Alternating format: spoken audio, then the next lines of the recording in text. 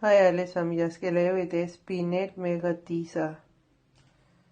Det kan I se. Så er det løg, radiser, tomater, grøn chili, olie, krydderier.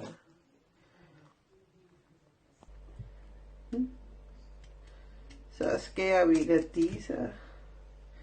Det er en rigtig lang en, men tager skrald af.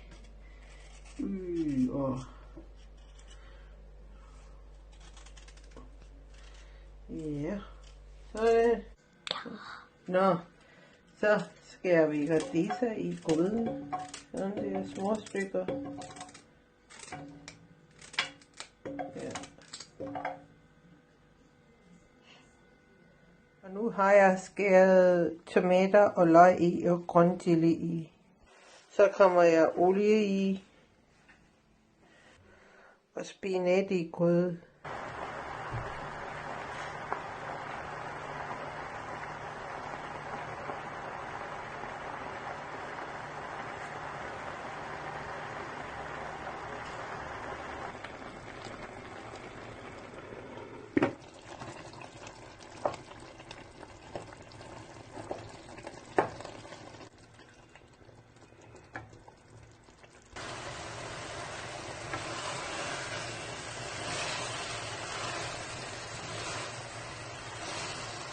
Den hele vand er blevet tør, så vi mangler lidt.